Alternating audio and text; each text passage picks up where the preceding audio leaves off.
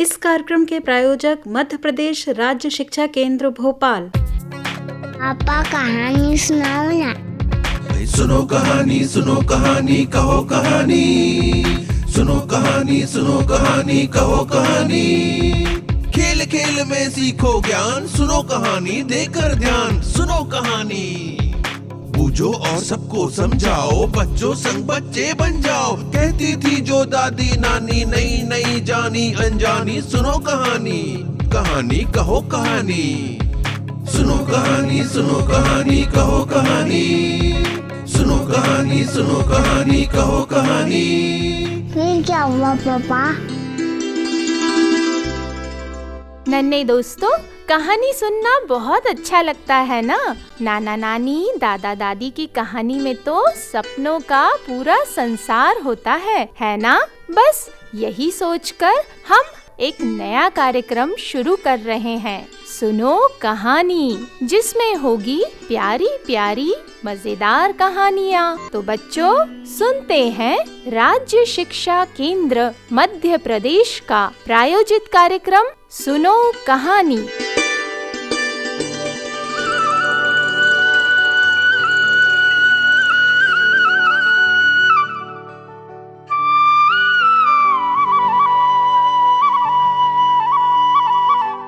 कहानी कहना और सुनना मानव का आदिम स्वभाव है।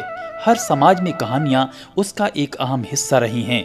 हमारे देश में कहानियों की बड़ी लंबी और संपन्न परंपरा रही है।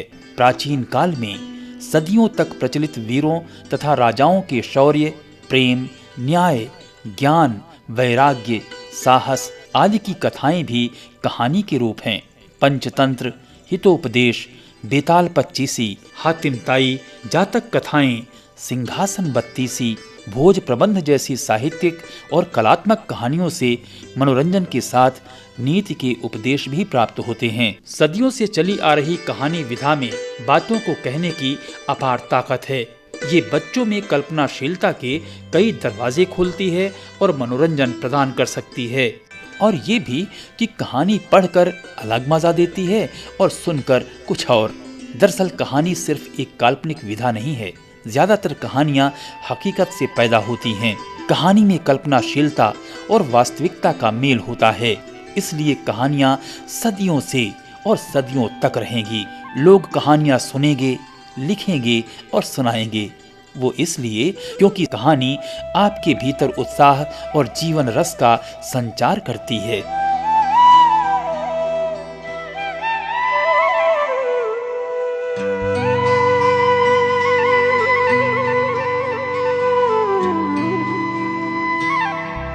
कहानी के महत्व को समझा है मध्य प्रदेश सरकार ने।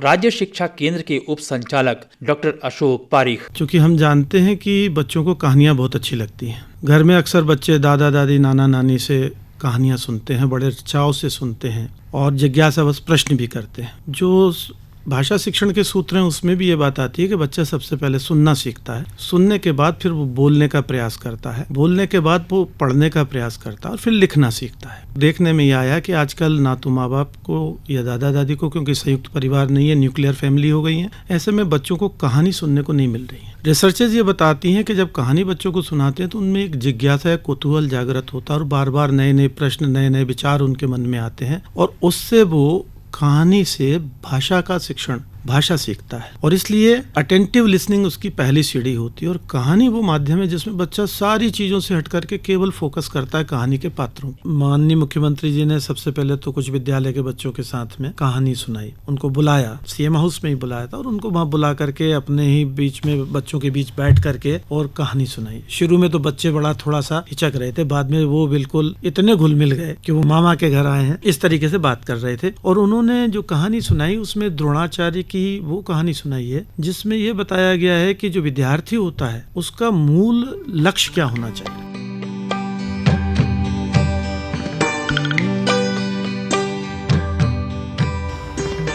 आप लोगों ने कौरव और पांडवों का नाम सुना है? काय में आता है? महाभारत में आता है। तो कौरव और पांडव दोनों को पढ़ने किसके पास भेजा था? गुरु द्रोणाचार्य के पास पढ़ने भेजा था। पहले जो राजकुमार भी होते थे या पहले तो राजा और सामान्य व्यक्ति कोई भी होता था तो गुरु सबको पढ़ाते थे, आश्रमों में शिक्षा होती थी। तो ये पढ़ने गए तो केवल पढ़ने नहीं गए, उस समय पढ़ने के साथ साथ शस्त्र चलाना बहुत ज़रूरी था। विशेषकर जो राजपुत्र होते थे उनको शस्त्र मतलब तलवार, गदा, धनुष बाण ये चलाना आना चाहिए ताकि अपने राज्य की रक्षा कर सकें, दूसरा कोई हमला या आक्रमण करे तो उसका मुकाबला कर सकें। और उस समय जो वीर होता था आमतौर पर वही शासन करता था, राज करता था। तो गुरु द्रोणाचार्य 100 कौरव थे, कौरव 100 भाई थे, दुर्योधन, दुशासन वगैरह ये थे 100 भाई। और पांडव कितने थे? 5 भाई। तो युधिष्ठिर, भीम, अर्जुन, नकुल और सहदेव ये 5 थे। अब इनको खूब पढ़ाया भी और इनको हथियार शस्त्र चलाना सिखाया। और सीखने के बाद फिर जैसे अपनी परीक्षा होती है ना, एक बार फिर परीक्षा होती है कि तुमने क्या सीखा, और वैसे ही पास करते थे कि कौन परीक्षा में फर्स्ट आया है, कौन सेकंड आया है, कौन थर्ड आया है। तो शस्त्र चलाने की, धनुष बाण जो चलाते थे, धनुष बाण चलाने की परीक्षा हो रही थी। गुरु द्रोणाचार्य ने तय किया कि मैंने तुम्हें सिखा दिया धनुष बाण चलाना, अब इसमें कौन पास हुए कौन फेल हुए इसकी परीक्षा लूँगा, और इसमें कौन फर्स्ट है, सबसे आगे कौन है, उसकी परीक्षा भी होगी। और ये करने के लिए उन्होंने सब बच्चों को, दोनों को, कौरव और पांडव सब 105 को बुलाया। और बुला के उनने एक पेड़ था, उस पेड़ पे एक चिड़िया बना के रख दी।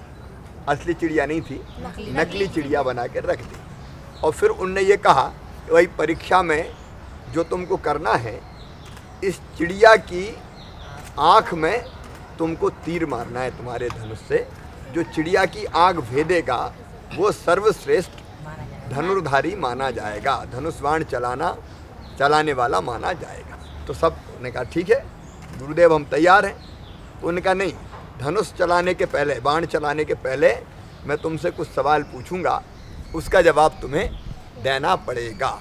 तो उनका पूछिए।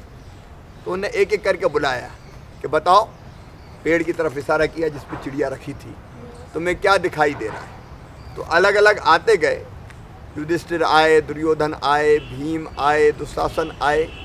अलग अलग जब पूछा तो किसी ने ये कहा पूरा पेड़ दिखाई दे रहा है गुरुदेव, पेड़ के पत्ते दिखाई दे रहे हैं, पेड़ के फूल दिखाई दे रहे हैं, कहीं फल लिखे हैं तो फल भी दिखाई दे रहे हैं। एक एक को बुलाते जाए तो कोई कहे पेड़ दिखाई दे रहा है, कोई कह रहा है पूरा पेड़ दिखाई दे रहा है, कोई कह रहा है पत्ता दिखाई दे रहा है।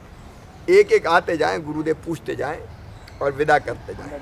जब हर एक से पूछने के बाद उन्होंने अर्जुन को बुलाया। और अर्जुन को बुला के, क्योंकि जैसे ये कहते थे कि पूरा पेड़ दिखाई दे रहा, कहते थे ठीक है तुम फैल, तुम नहीं समझे ढंग से। अर्जुन से उन्होंने पूछा कि अर्जुन तुम्हें क्या दिखाई दे रहा है? तुम्हें पेड़ दिखाई दे रहा है? नहीं। पत्ते दिखाई दे रहा है? नहीं। फूल दिखाई दे रहा है? नहीं। फल दिखाई दे रहा है? नहीं। क्या दिखाई दे रहा है? तो अर्जुन ने कहा कि मुझे केवल चिड़िया की आंख दिखाई दे रही है, उसके अलावा मुझे कुछ भी दिखाई नहीं दे रहा है। तो गुरुदेव ने अर्जुन को गले लगा लिया और कहा तुम पास हो गए बेटा।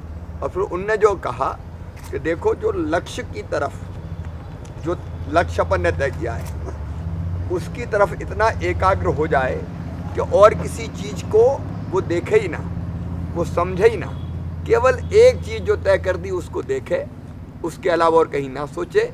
और फिर ध्यान केंद्रित करके अगर जो लक्ष्य है उसको प्राप्त करने की कोशिश करे तो वो सफलता प्राप्त करता है। बताओ, पूरा पेड़ देखने वाला चिड़िया की आंख पे निशाना लगा सकता था? नहीं। पूरा फल पत्ती फूल देखने वाला लगा सकता था? नहीं। लेकिन जिसने आंख देखी निशाना वही लगा सकता था। और इसलिए हम सब जो विद्यार्थी हैं, बच्चे जो पढ़ाई कर रहे हैं, उनको जो लक्ष्य है अपना, उसकी तरफ एकाग्र चित्त होना चाहिए। मतलब मान लीजिए आप पढ़ रहे हैं, परीक्षा आ रही, तो आपका ध्यान काहे पे चाहिए? परीक्षा की पढ़ाई पे। अगर उस समय आपका ध्यान बटा कि थोड़ी देर टीवी देख लो, थोड़ी देर मोबाइल में गेम खेल लो, थोड़ी देर और कुछ कर लो, तो क्या आप लक्ष्य प्राप्त कर पाओगे? और जब आप पढ़ रहे हैं तब आपके दिमाग में पढ़ाई के अलावा दूसरी चीज़ें चल रही है, चलती ना कई बार। ऐसे किताब रख ली लेकिन देख तो यहाँ रहे लेकिन दिमाग कहीं और दौड़ रहा है, दौड़ता ना कभी कभी। अब बैठे यहाँ हैं सीएम हाउस में, लेकिन कई बार दिमाग न्यू मार्केट के किसी कुल्फी की दुकान पे दौड़ रहा होता है ना कई बार ऐसा, है ना, कि अपन रहते हुए भी यहाँ नहीं रहते, मतलब एकाग्र चित्त नहीं होते, तो फिर वो चीज़ समझ में थोड़ी आती। जब हमारे गुरुजन, टीचर, शिक्षक, मैडम, सर जब पढ़ाने आते हैं और हमारा ध्यान बिल्कुल एकाग्र चित्त रहा तो सब चीज़ समझ में आती है। और ध्यान वहाँ नहीं रहा तो नहीं आती, हम वहाँ है ही नहीं, मतलब एकाग्र चित्त नहीं है। तो एकाग्र चित्त होके जब हम किसी काम को करते हैं तब सफलता मिलती है। तो सफल बनना चाहोगे सब? Yes sir. हमेशा आगे बढ़ना चाहोगे? Yes sir. तो उसके लिए एकाग्र चित्त रहोगे? Yes sir. और इसलिए इस कहानी का जो सार है वो यही है कि जो काम करें पूरे मन से करें, मन योग से करें, शरीर के साथ साथ बुद्धि भी वहाँ रहनी चाहिए, दिमाग वहाँ लगना चाहिए, तब हमको सफलता मिलेगी। और मैं चाहता हूँ तुम सब सफल हो। आप भी सफलता चाहते हो तो सब मेहनत करेंगे।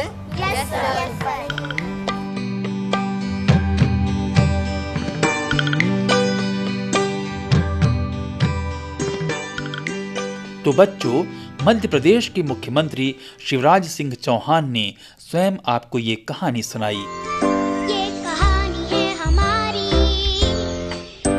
ये कहानी है तुम्हारी, हम सब की है ये कहानी।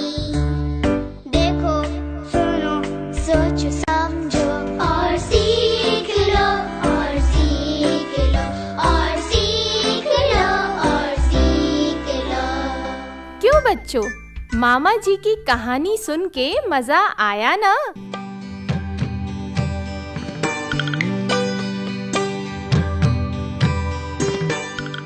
अगले हफ्ते फिर मिलेंगे इसी समय एक नई कहानी के साथ। नमस्कार।